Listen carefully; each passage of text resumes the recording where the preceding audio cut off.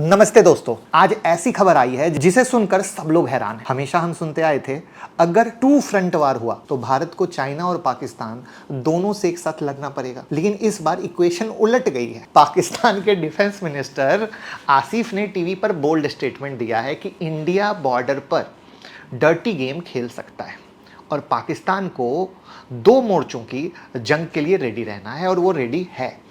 तो सोचो, अब पाकिस्तान को भी ये डर है कि उसके पास दोनों साइड से अटैक के चांस है। इंडिया और अफगानिस्तान उनके खिलाफ खड़े। तो आखिर ये मामला है क्या, इसको समझते हैं। पहली बार आए तो चैनल को सब्सक्राइब कर लीजिएगा।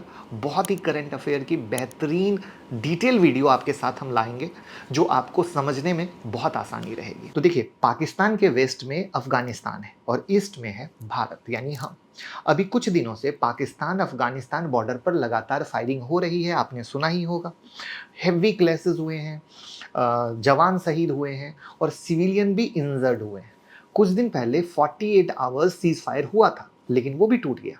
और इसी बीच उसके बाद आसिफ ने कहा कि India could play dirty at the border and we are prepared for a two front war.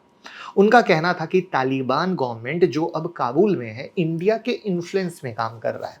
यानी पाकिस्तान का डायरेक्ट सिग्नल था कि हम दोनों फ्रंट पे रेडी हैं। वो दुनिया को दिखाना चाह रहा है कि बेचारा जो कर्ज पे जीता है, कटोरा लेकर भीख मांगता है, वो अब दो जगह से लड़ाई लड़ लेगा।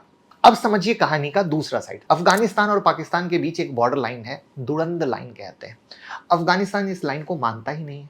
तालिबान कहते हैं ये ब्रिटिश जमाने की लाइन है और हमारी जमीन का हिस्सा है। ये ब्रिटिश वाले भी बड़े साला परेशान करके छोड़ गए, हमारे हिंदुस्तान में भी और दूसरी जगह भी हमारी जमीन का हिस्सा है। पाकिस्तान का इल्जाम है कि अफगानिस्तान के अंदर से टीटीपी के टेररिस्ट आकर अटैक करते हैं और वापस सेफ जोन में छुपे बैठे हैं।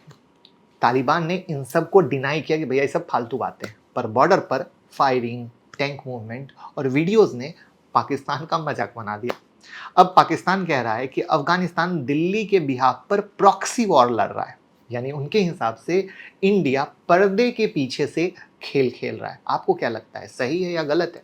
कमेंट में बता सकते हैं। लेकिन यहाँ पर समझने वाली बात यह है कि आसिफ जब टीवी इंटरव्यू में बोल रहे थे तो उनका टोन बहुत एग्रेसिव था। आप इंडिया को अंडरएस्टिमेट मत कीजिए, वो कुछ भी कर सकता है, इन्होंने इंटरव्यू में बोला। साथ ही कहा कि पाकिस्तान ने अपनी स्ट्रैटेजी रेडी कर ली है। अब यहाँ पर बिजनेस टुडे के रिपोर्ट के मुताबिक आसिफ ने कहा कि Kabul right now is fighting a proxy war for Delhi. और एनडीए ने लिखा कि these comments have created a new controversy in the region. तो क्लियरली आसिफ का मकसद ये मैसेज देना था कि अगर कोई भी अटैक हुआ तो पाकिस्तान कहां से रेडी है, दोनों साइड से लड़ने को रेडी है। अब आप पूछेंगे ये स्टेटमेंट अभी आया ही क्यों? क्या इंडिया ने कुछ किया था? नहीं। क्या अफगानिस्तान ने ऑफिशियल कुछ बोला? नहीं।